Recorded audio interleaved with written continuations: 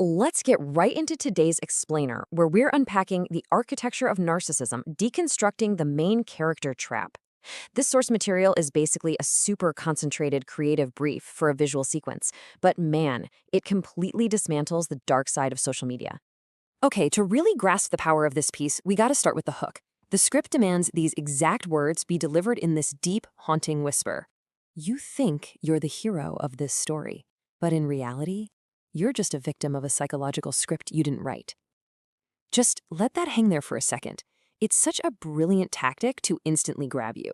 I mean, a whisper literally forces you to lean in, right? It feels intimate, almost like a secret being shared directly into your ear, but it completely attacks your sense of control right out of the gate.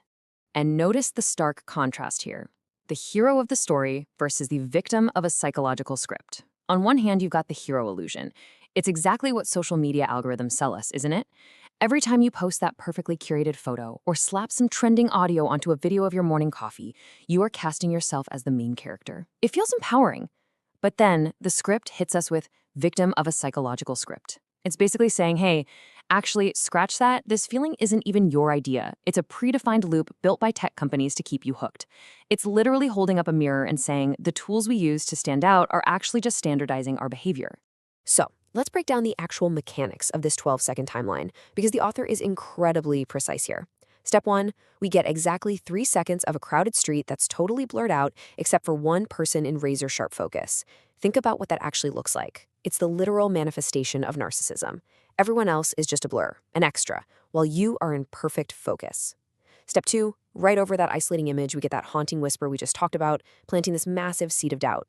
And then step 3, bam, a cut to black, paired with a sudden, jarring clock tick. That visual deprivation just forces your brain to zero in entirely on the sound.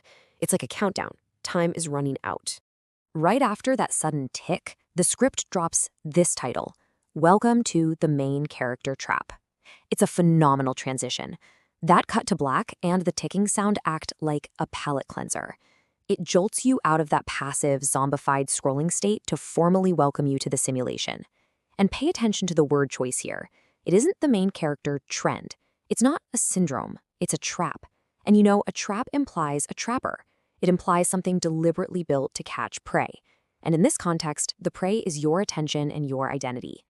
To make this trap actually feel real, the script demands a super specific look.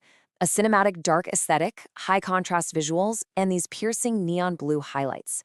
We are definitely not talking about the warm golden hour lighting of a typical lifestyle influencer post here. This visual palette gives off major cyberpunk dystopia vibes. It feels cold, synthetic, and honestly, a little dangerous. That neon blue against the pitch black creates this intense atmosphere of deep isolation. Add in an authoritative, provocative tone, and the author is basically using these exact aesthetic elements to bypass our logical defenses so we actually feel the cold reality of this digital environment. Now, this is where this source completely redefines the whole cultural trope. Usually, when we talk about main character syndrome, it's this quirky, mostly harmless way to romanticize your life, right?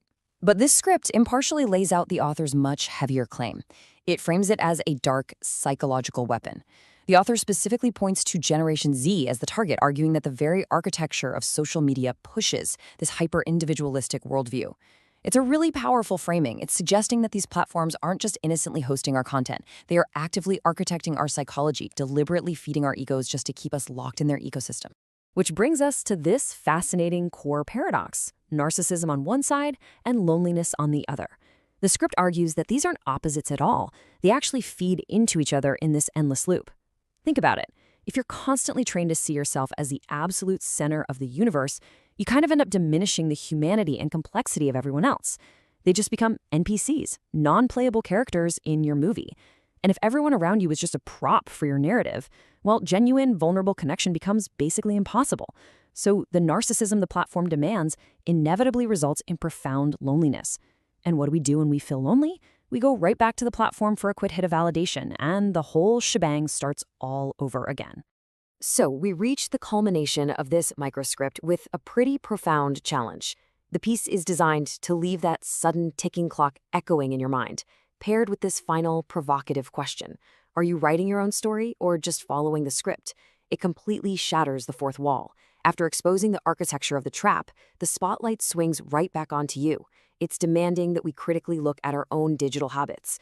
The next time you post, the next time you frame a perfectly curated moment for an audience, this question is meant to be ticking away in the back of your mind.